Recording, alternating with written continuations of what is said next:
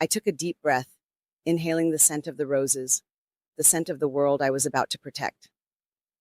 I only told them the truth, I said, looking straight into the eyes of my son, and then Arthur. I told them that you disrespect them, that you insulted them with your ultimatum. And I paused, letting the words gain weight. I told them that you were trying to sell them along with me, along with your father's legacy to OmniP. The air froze. A bee buzzing near the bush suddenly stopped. Even the wind seemed to cease breathing. They froze like two statues. Grant's face slowly lost its expression of fury, giving way to complete, absolute confusion, which instantly morphed into terror. He looked at me as if I had spoken a dead language and uttered a terrible curse.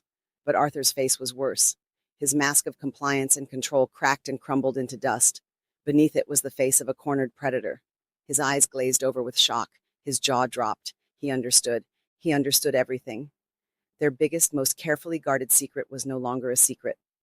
Their plan, their meticulously calculated scheme, their betrayal, it was all exposed.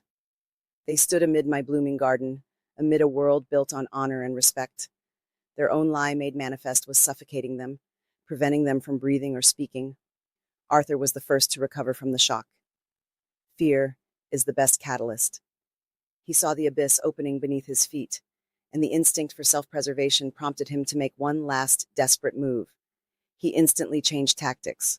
The panic on his face was replaced by a mask of corporate urgency, and his voice took on false notes of distress and concern. "Ms. Holloway," he exclaimed, taking a step forward and shielding the frozen Grant. "Thank God you're aware. We didn't want to worry you until everything was finalized. You don't understand the full picture." He spoke quickly, hurriedly, as if afraid I would interrupt him. "Yes, we were negotiating with OmniP, but it was a necessary step, the only way to save the company. You simply don't know the state.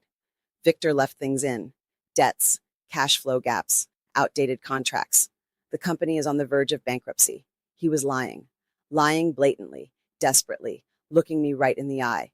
He was trying to weave a new reality in which they were not traitors, but saviors." Grant, hearing the familiar words about saving the company, began to snap out of his stupor. He grasped Arthur's lie like a drowning man grasping at a straw. "Yes, Mom. Arthur's right," he chimed in, hysterical hope in his voice. "Dad, he was hiding problems from us. We wanted to fix everything and then tell you, and now it's all ruined. But it's not too late." Arthur immediately seized the moment. He opened the folder he'd been holding all this time and pulled out a few sheets of paper. Here, he stepped even closer and nearly thrust the documents into my face. "Monsieur Holloway, you must sign this immediately. This is a power of attorney transferring emergency powers to Grant Holloway. It will give him the right to act on behalf of all owners to reanimate the deal with OmniP. It's our last chance. If you don't sign, the company will declare bankruptcy tomorrow. You will destroy your husband's life's work." This was their final gambit, a mixture of blackmail, threats, and fabricated panic. They were pressing on my most painful spots: my supposed business incompetence, my fear of complex terminology, my guilt for the company's collapse. They still saw me as a weak, sentimental widow who could be intimidated and forced to comply. They thought I would break. I didn't even glance at the papers he held out. I calmly placed the basket of roses on the garden bench. Then I put the shears in there. Only then, unhurriedly, did I pull out the other item from the basket, the slim embossed leather folder I hadn't parted with since the memorial. I held it in my hands, feeling its smooth, cool surface. It was my shield, my sword, my answer to all their lies. "You're talking about these papers, Arthur?"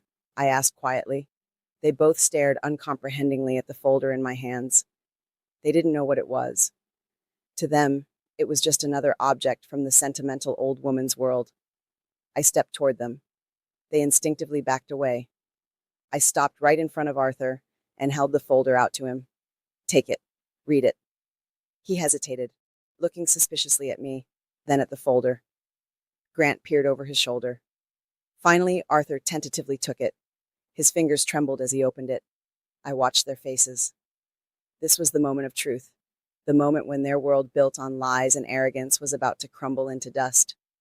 First, Arthur scanned the first page, his eyebrows furrowed in confusion. Then he began to read more carefully. His eyes widened with every line. His breathing became shallow.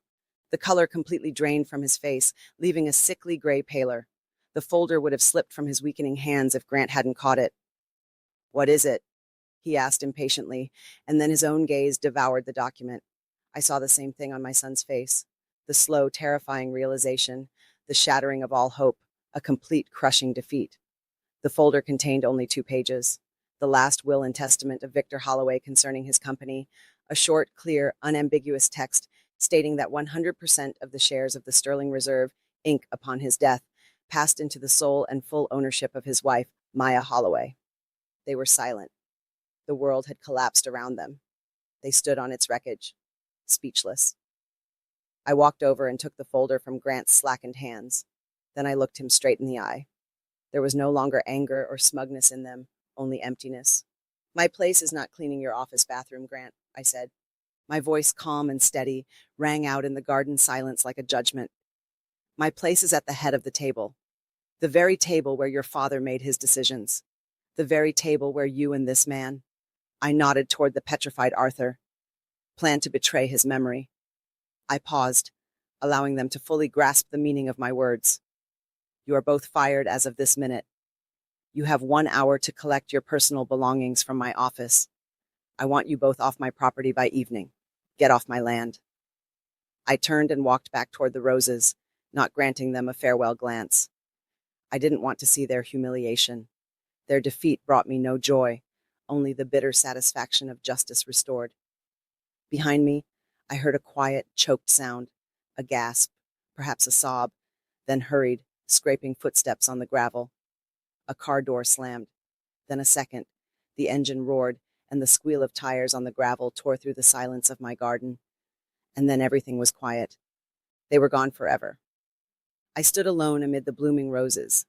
The air was clean and fresh again. I picked up the shattered orchid pot from the ground. The roots were intact. I knew it would survive.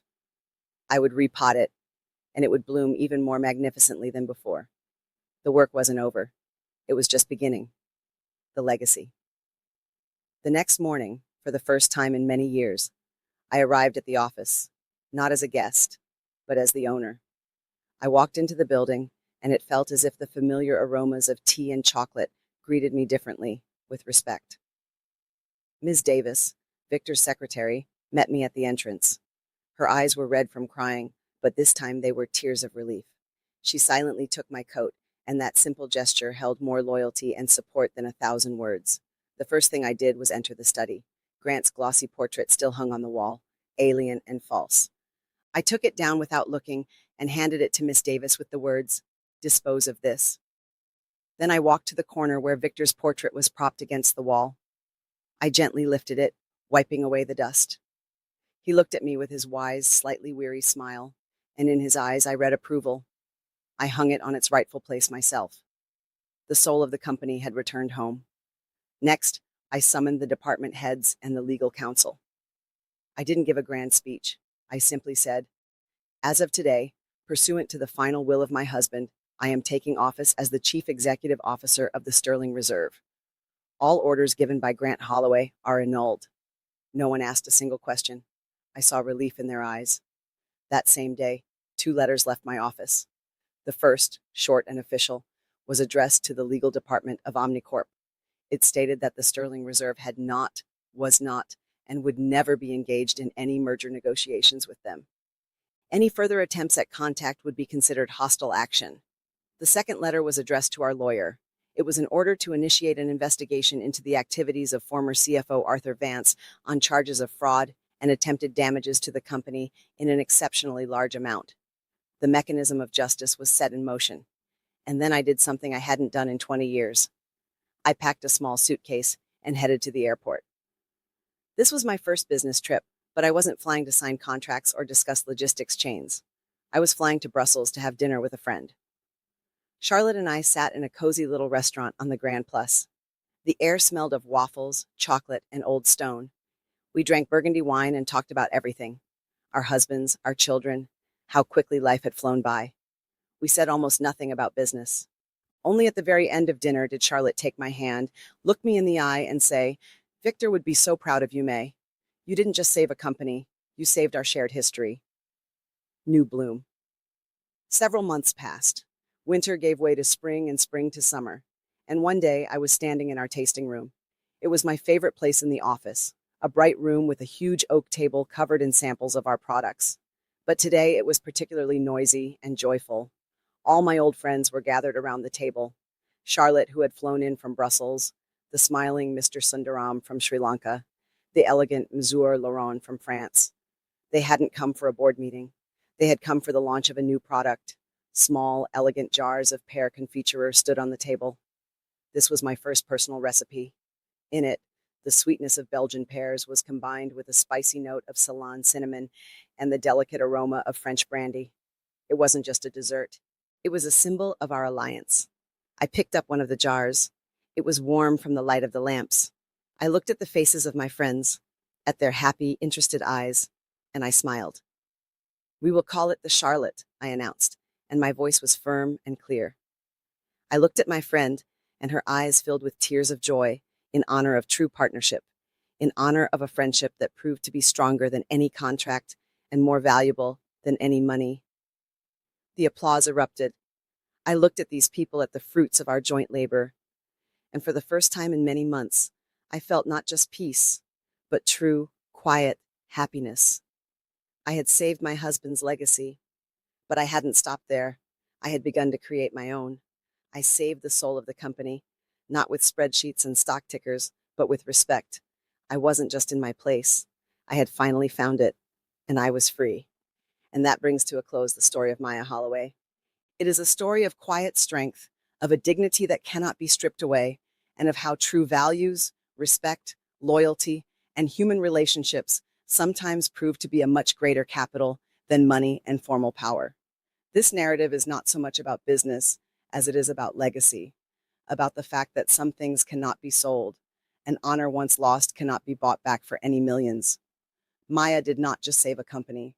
She saved the soul of the business to which she and her husband had dedicated their entire lives. But let us consider, do the ends always justify the means? The main question this story leaves is, did Maya do the right thing? Undoubtedly, her son and his accomplice deserved punishment for their betrayal and greed. But Grant, her only flesh and blood, her son, was her decision to banish him forever the only correct one? Was there only cold justice in her actions? Or was there also the bitterness of deep maternal resentment? How would you have acted in her place? Do you consider her actions just retribution, or perhaps too harsh a decision toward her own child? We would be incredibly interested to know what you think. Share your opinion in the comments below this video. If you have any questions or are curious about any details of this story, be sure to write about them. And of course, if this story touched you, please like and subscribe to our channel. Your support is the best reward for us and an incentive to continue telling you new, equally compelling stories. Thank you for spending this time with us and listening to the end. We wish you all the best. At the end of this video, a window will appear in the center of the screen. Click on it to watch our other most compelling stories.